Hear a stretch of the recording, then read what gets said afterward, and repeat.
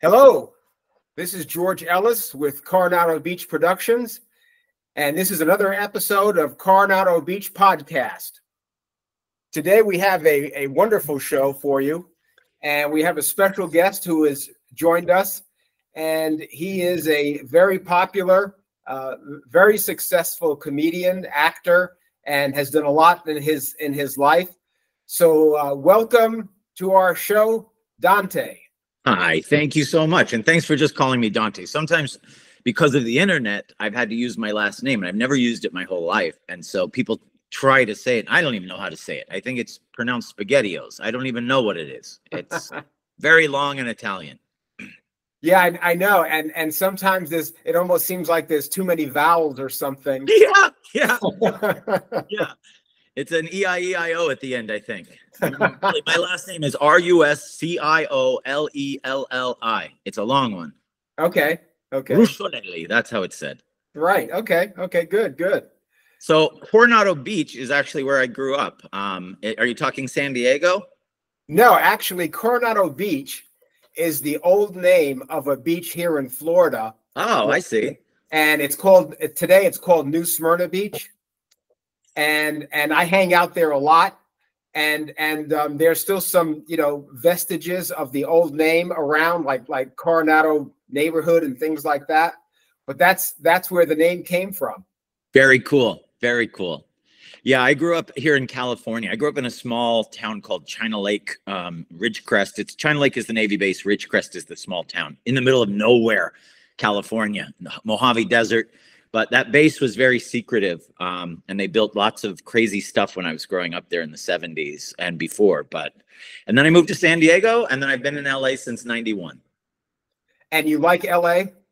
I do. I love LA, and I'll tell you why. Growing up in that small town, we were hours from LA. So our biggest close town was Bakersfield, which I don't know if you've ever been to Bakersfield. It's not a terrible town, but it's no Los Angeles. It's just a farming community that grew into a city, I guess, and that's where we would go shopping for Christmases and things like that. But if we ever made it out to LA once a year, boy, that was the big city. So that was my treat. So now I feel like I'm living in my treat. Okay. Yeah. Well, and I live in the heart of Hollywood. Where I'm coming to you now from, if I ran up the hill, I would be at the Chinese theater within 3 minutes. Oh, wow. Yeah. Yeah, I'm close. right there by Hollywood Boulevard. My house is on the same street as the Chinese theater, actually, on Orange. Oh, wow. Yeah. And if we're going to talk a little bit about show business today, and your involvement with comedy and filmmaking, and that's sort of the subtopic of my podcast, have to do with filmmaking. As you can tell from this, I started doing some film on my own about a year ago, and entered some festivals and won some awards. Congrats. Yeah, and I'm a retired surgeon. I'm a urologist. How fun then. Yeah. So it's been good. It's been a good run. So I've kind of gone on and to do podcasts, and it's been a lot of fun. That's incredible. Good for you. Yeah. I love hearing stories like that. Here's why. Because there is no one career in my mind. I have a million careers, and my daughter just started dental hygienist. She went to school for it, and now she's a dental hygienist, right? And I said to her, if you decide in a year you want to work somewhere else, go do it. I won't be disappointed. In this world, you're just supposed to be happy. And if you're not happy there after 5 years, move on. I'm still going to be proud. So good for you, man. Good for you. And what a successful life you already had. And now whatever you do is just a cherry on top.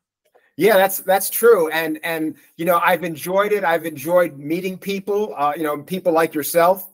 And it was a world that was always somewhat foreign to me. I mean, I watch movies and, watch entertainment, but I never, thought I'd be actually in this world. And it's been a good run so far. How exciting for you. It reminds me of my father. It almost makes me want to cry, because my father really wanted to be a radio DJ and be in acting stuff. And my mom, when he got out of the Air Force in the 50s, they offered him, because he was doing radio in the Air Force, and he was there during Korea. They offered him a bunch of big shows, one here in LA on the radio, and his buddy from the military got him one in Chicago. And these were on like the top stations. And my mom said, I don't care. She goes, you have a job with the military. You have 2 little kids. And it wasn't me. I wasn't born for years. I was a big mistake. But she goes, in a year, when they drop you and we don't know what we're doing, you're going to wish you had that military pension building up. And my dad, I could tell he knew she was right.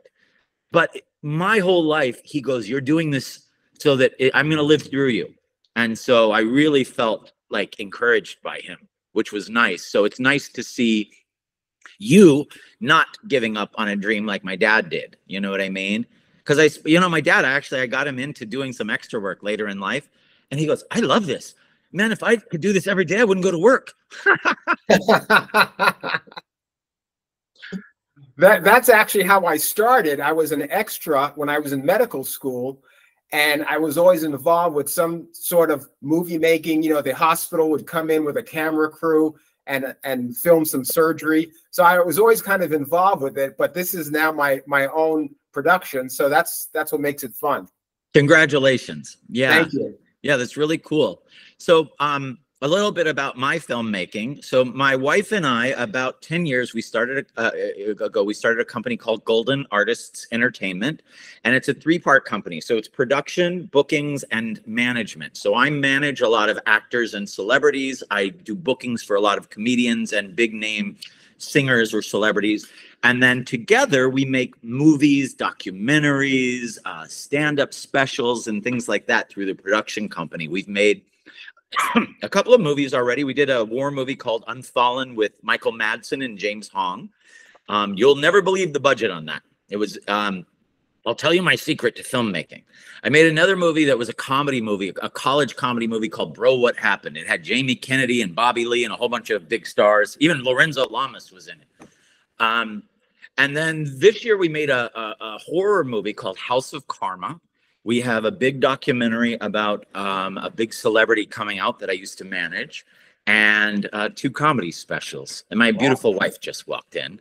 She had to do some errands before we go out tonight. We're going to San Diego because 20 years ago, my wife starred in a movie called Eating Out, like going out with friends to eat, right? Right. But it became this giant hit for gay men, the biggest comedy hit of all time. So they decided to put out number 2, then number 3, then number 4, then number 5. She now, drag queens dress up like my wife. Like people quote her when they walk by her. When other gay celebrities she walks by, they'll like run out of wherever they are and like grab her. Like it's incredible. So tonight should be pretty crazy over there to go to the first movie and see it again with all the fans and stuff. But here's a good secret to our success as far as filmmaking goes. So most people, unless you're a doctor like yourself, where you've stockpiled some money, most people take whatever they've invested in our company or something else, and they say to us, what can I produce or whatever? And I go, hey, just hold on to your money. Here's why. I don't want to take anyone's money till I know we can make money. So we go in reverse. Rather than make the movie, take it to festivals and see if anyone wants it, what we do, we call up distributors and we say, what are you going to need in 9 months to a year? We need a war movie. We need this comedy. We need the horror movie. You know what I mean? They tell you.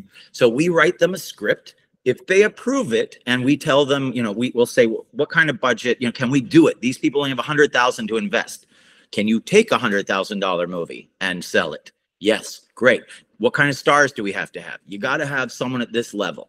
So we do all that formula.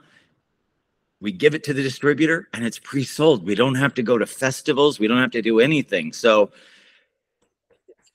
far, that's been the science of it for us. No one has to lose money, and I got to tell you, we made a war movie for $50,000.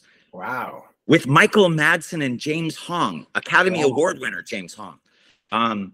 It's because what we did was we were smart. As writers, we wrote them in to work one day. We knew we'd have to pay them a bunch of money for the day.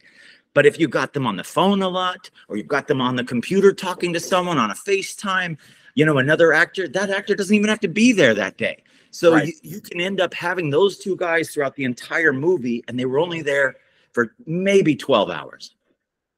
Wow. So that's the secret to most of our success, is just being smart producers. And did you figure that out sort of by trial and error, or We is followed it. We followed someone else's system. So my wife actually has starred in a million movies, right? Her biggest fame is in gay movies, like I said, but also in, for about 10, 15 years, she was a big scream queen. Like if you saw a movie on the Sci-Fi Channel or the Chiller Channel or HBO or Showtime, she's probably the one that kills the killer at the end and walks out all disheveled out of the house in the daylight in the morning.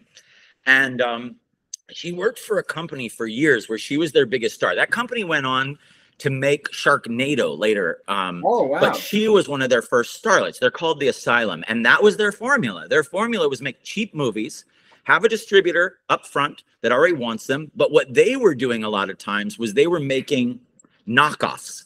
So if The Hobbit came out, they would put out The Bobbit. If, if there was, my wife was in a movie called When a Killer Calls. I think there's a movie out that was called something else when, the telephone rings. Who knows? Right. Wow, that's amazing because, I hear a lot of stories. And one of the things that I realized, I went to a film festival, Florida Film Festival last year, sort of like to see what it was like. And the thing that I noticed was that people had a lot of ideas, but they had no funding. And I said to myself, if I start on a small scale, I can self-fund, but your idea is really nice. Right. And I think that's why I think we've had so much success in our company is because people are comfortable investing, because we're not saying we want your money or, hey, put in and we'll give you 10%. What our deal is put in the money. And if we can make it for all your money, then it's basically your film. Right. We will split the profits at the end after you make your investment back. So we don't touch it till you get your 50,000 or your 100,000. But after that, we're half partners all the way through. So that's why it's appealing to people, because it's just fair, I was watching a TV show about Vanderpump, and this guy was selling movie stuff, like just pieces of it for lots of money. I thought, man, these people are being ripped off over there. Right, they're never going to get that money back. But he also, the next episode I saw, there was a whole scandal about this guy being, thrown out of Hollywood. So there you go. Now that's what's happening for you today.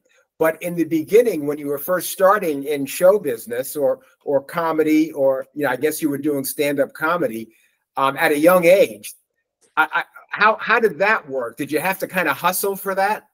Sure. Especially because I grew up on a Navy base in the middle of nowhere, and I wanted to be a comic since I was born, and what's funny is back in the 70s, things were so strict on bases. I had to sneak listen to Cheech and Chong because they were banned on my base because of the drugs. Right. Because on military bases, even when I first started, you couldn't say drugs. You couldn't mention drugs. Now they don't even say that to me anymore. But in the old days, if you said anything about drugs as a comic, they threw you off the base. Interesting. Cheech and Chong movies would not play on our base. It was crazy. But my dad was in charge of all the visits at the base, like the presidents, the astronauts, and all the USO shows. So he was the entertainer of the base. And so a USO show came through our town, and he let me go. And I was sitting there with my friend at 7, and I went, oh, my God, if these people can come here, that means you and I can do comedy here, because they're doing comedy in our town. Right. So you and I can do it. And he went, okay. So we started doing stand-up comedy at 7 years old. We kind of stole an idea from them, but we made up our own jokes because we had funny jokes at the time. But this one of the skits that they had done in their improv, and I figured it would work for a comedy team, was they said, now we're going to change channels on the television. And so me and my friend, I would flip the channel, start being a commercial. And when I'd turn around, he'd flip around and be the next commercial. And I only remember like one of the jokes, but I'd be like, hi, I'm Farrah Fawcett, and my favorite food is, and then I'd turn around, he'd flip around and go, Alpo dog food. It's the best food on, and then I'd flip around at the right moment, and it went on and on. So that's how I got into stand-up. Well, my career was over by 7.5. So my parents moved me to San Diego when I was 12. By the time I was 15, I got a bug in my butt to do stand-up again. And I knew that the Improv and the Comedy Store were in San Diego. And so one night I show up to the Comedy Store, and there's a kid from my school who's not 21 at the door.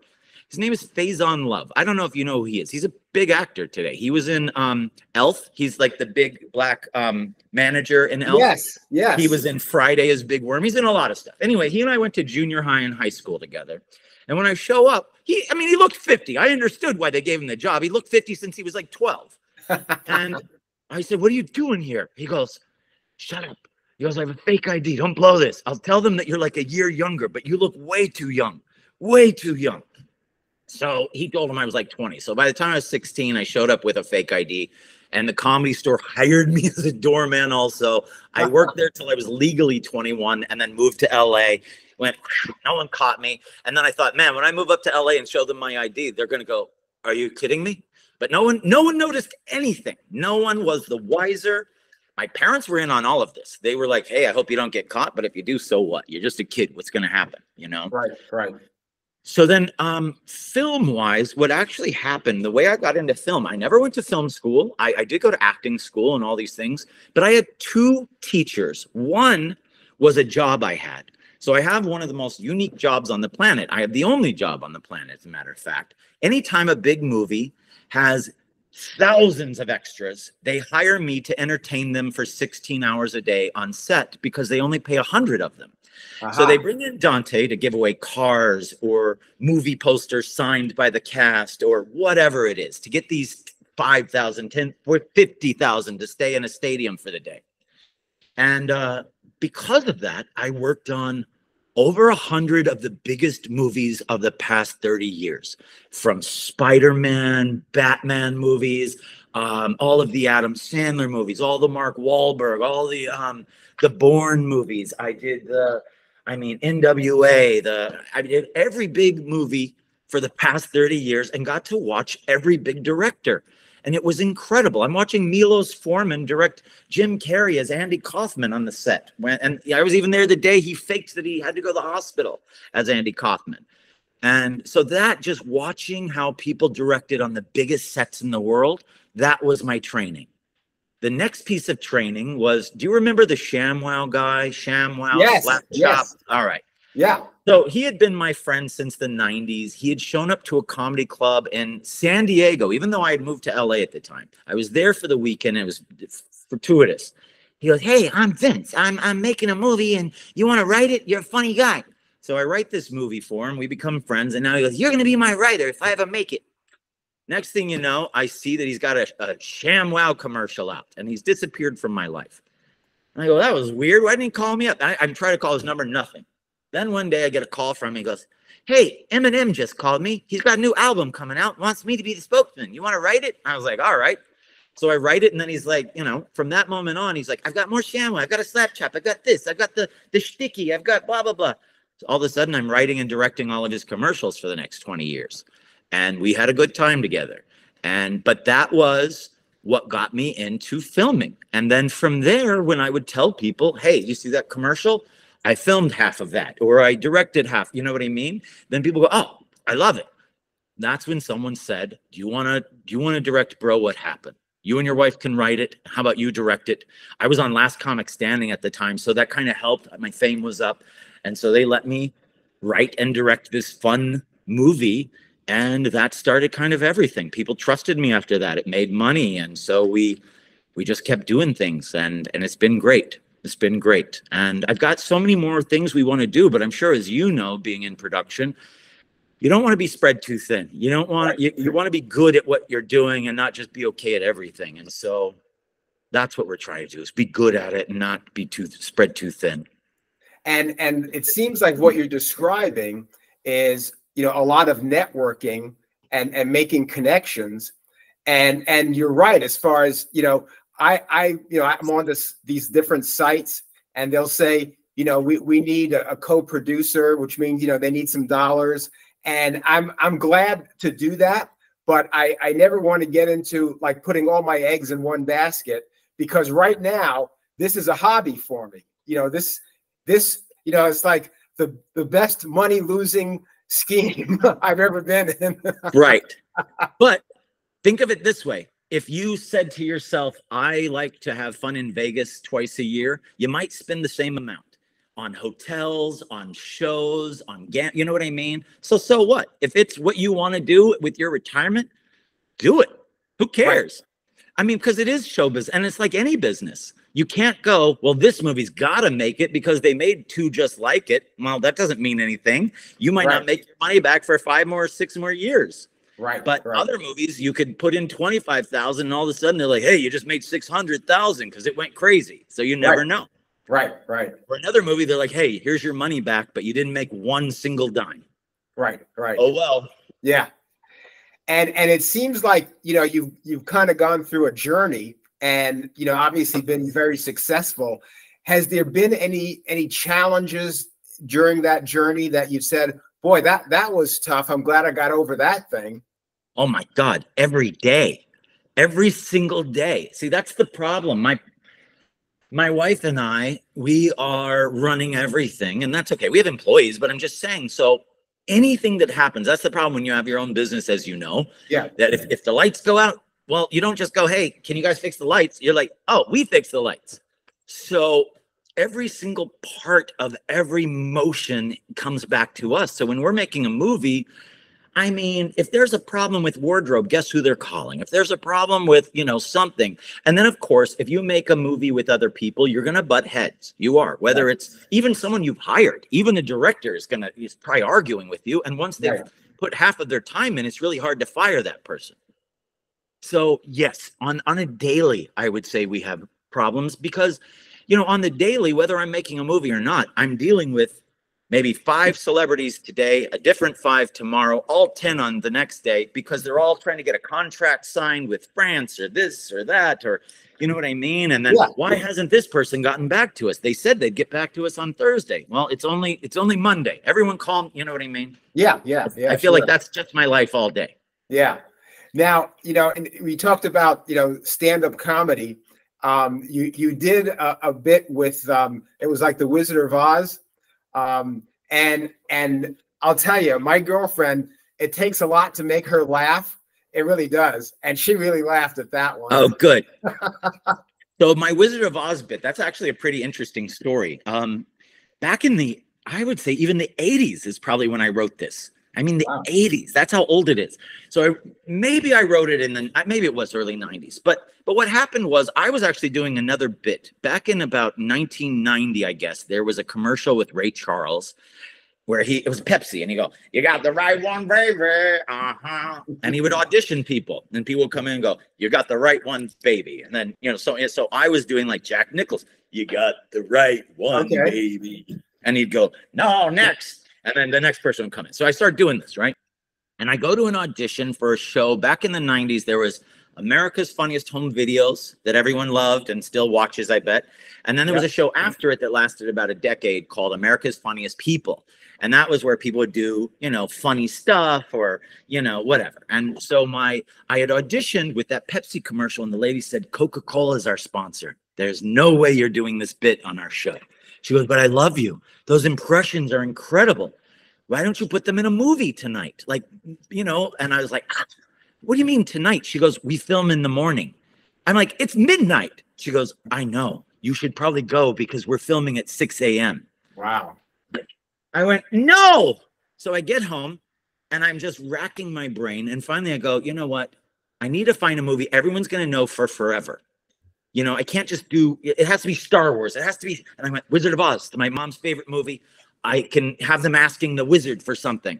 Perfect. So I just took all the characters, tried to write something funny, tried to memorize it. I went back the next morning. I filmed it in 5 minutes and I left. I thought, well, I'll probably not ever hear back from these people. I get a call within the week and she goes, can you make it to our production studio on whatever it was, Saturday? Sure.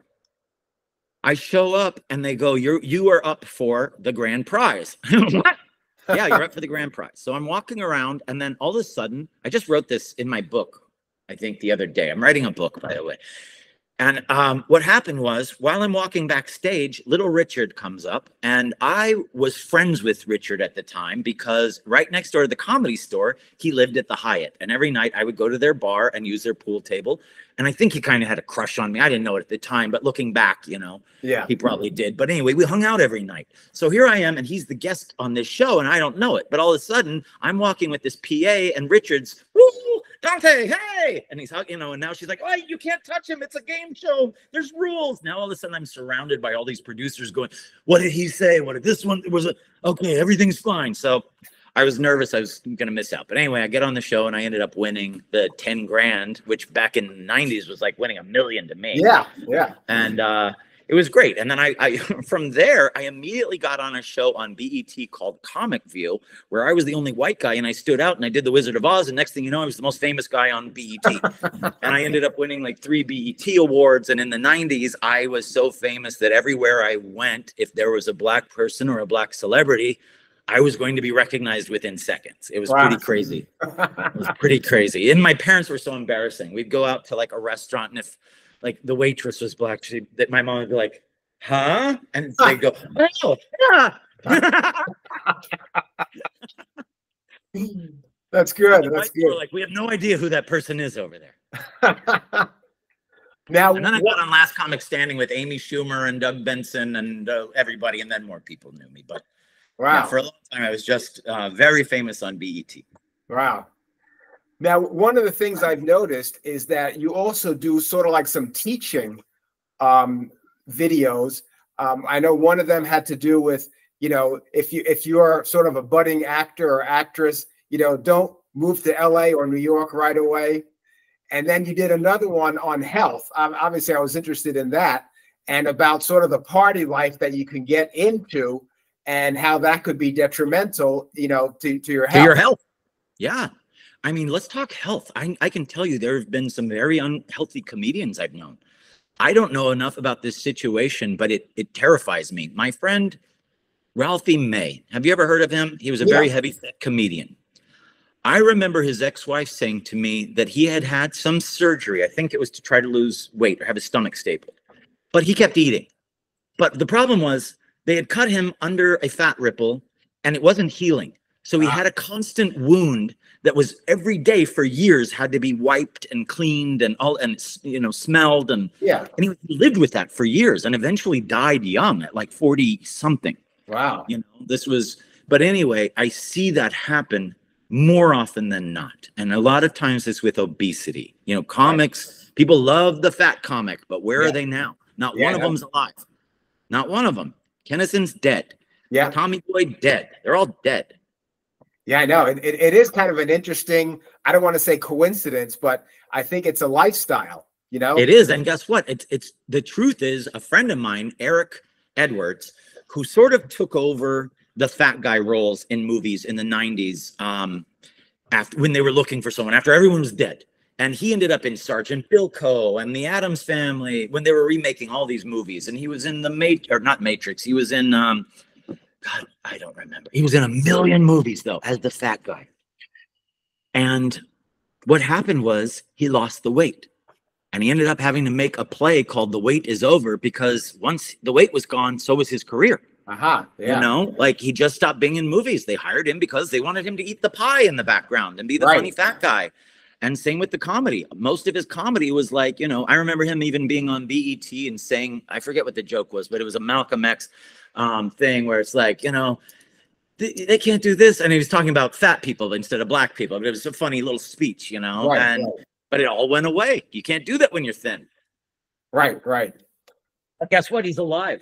He's the only one who was heavy at the time that's still in my life. And I'm happy. I'd rather have him alive than famous. Right. Wow. Now, you know, if you look at, now we've looked at your past and know what's going on today. If you look at the future, what would be your, I guess, on your wish list of where you would go? Would you like to stay what you're doing and sort of continue that for a while? Or do you have sort of something that you're wishing for yourself or maybe for the industry as it moves on? You know, I have to say, I'm not I'm never happy in the same position. So I'm not going to say I want to be where I am now in 20 years, because I don't. I'd like to just be, I've always wanted to be in a place that isn't going to make my life difficult. When I got that taste of BET fame, I realized I don't want to be more famous than this. I don't even know if I wanted to be that famous when I was that famous. It was good for money. I mean, I was making really good money every night. Like if I was playing a black room, I was making more in one show than I do now playing, you know, the Improv Comedy Store for a month even. Wow. Yeah, it was a lot of money. But what I realized was I like the kind of fame where I can sell out 300 seats per show without being able to not eat at a restaurant. You know what I mean? Yeah. Like, sure, I can go to Portland and they will fill up 300 seats 5 nights in a row, and I can leave town happily. No one bothered me. The people that did show up might have been fans and they wanted to buy stuff and hug me and all that. But everywhere else, no one knew me, and I loved it. I love it. I love it. So my answer would be, if I could be even more successful as a director, writer, producer, and all those things, to where you just feel like I don't need to sell anything anymore, but I sure love it, you know? But even if I suppose I was at that point now, I wouldn't retire or anything, you know? That's the nice part about comedy too. There is no retirement age. I never have to quit. It's like you started this business in your retirement, because there is no retirement. Right. You're right. And actually, I still practice medicine, but as a volunteer. So I have a clinic in Orlando for the homeless and the uninsured. Wow. Yeah. And it's all, you know, free for me. You're incredible. What a nice guy. And I do that, you know, and I've been doing it for 25 years because I said when I retire, I could still do this. That's great. Yeah. That's incredible. Good for you. Yeah. So I know you have some dates scheduled the next few days. You're doing some shows. So yeah, on Saturday, I'm going to be with Paul Rodriguez and my wife and a guy named Darren Carter, the party starter, and a guy named Bruce Jingles. We're at the Ice House in Pasadena on Saturday night at 10 p.m. That should be fun. I haven't worked or seen Paul Rodriguez in at least, 20 years maybe. Wow. Yeah, and we've kept in touch. We've talked that whole 20 years. I just realized, oh my God, I don't think I've physically seen him. And that becomes a problem with most comedians. I mean, we all start out in the same rooms together. We're all doing open mics. And then there's another show. We're all over here. And we're all over there. And then all of a sudden, this guy gets a little fame and we never see him again. But we still talk to him. And then this guy.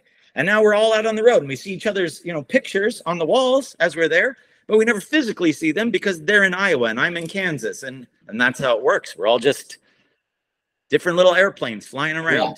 Yeah. Well, I did some traveling as a surgeon, you know, Wisconsin, North Dakota, when there was really a big need for my specialty, and some guys wanted to take a week off or whatever. And it, you know, you could get kind of caught up in it where you say, wow, it's really good money, but it kind of like, you know, how much do you really want to do? Correct. That's the problem. And it's like, my wife is at that point with stand-up now. She's like, look, we have a business. We used to go to every gig. If it was snowing in Kansas, we were there with snow up to our asses. And now she's like, why don't you go? And when it's Hawaii or something, I'll join you. So she's smarter than me. That's all. She's much smarter. But yeah, I'm still out on the road, still doing it. I've got a couple albums if people want to check it out. My albums are Dante Does Dallas, which I recorded years ago. And then I have a new one out that has newer jokes, but I made the title something that is a title already. So Dante Alighieri is a famous Italian poet, and he wrote Dante's Divine Comedy. I decided to name my album Dante's Divine Comedy because I thought if enough college students accidentally download it, I'll be rich for the rest of my life.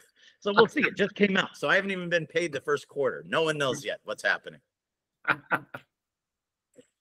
Well, that's great. That's great. Well, listen, we're going to wind it down here. I know you're going to be traveling and you probably may have some last minute preparations to do. Any final words you want to tell? I mean, I have a general audience, but a lot of them are in the film world. A lot of what you've already said is going to be helpful to them. I hope it is. So check out my company. If you want to keep in touch with me, or if you have questions, any of your audience about filmmaking or anything like that, it's Golden Artists Entertainment is my company, or just go to Comic Dante. I'm so Googleable. Just Google Dante Comedian. Don't Google Dante's Divine Comedy, because that'll be a million other things. But Dante Comedian, I'm probably the first thing that shows up. And you can keep in touch with me there. Follow me on social media. It's Dante the Comic. I think it says that on my name here. But anyway, yeah, I'm performing all over the world all the time. I'd love to have you guys come see me, or just say hi to me in an airport or something. It'd be nice. Sounds good. And I appreciate you being able to take the time to do this podcast with us. I loved it. And we'll get together sometime, at least, when you're in Florida. I'll be in California next month. So tell me when. If you're in Hollywood, let's say hi, have a coffee or something together. Okay. Sounds good. Sounds good. And I go to Florida, like I said, all the time. So I'm sure we'll run into each other very soon. Okay. Well, great. Thank you. Yeah. And please keep in touch. I would love that. Okay. Will do. All right. Bye, buddy. Thanks for having me. Thank you.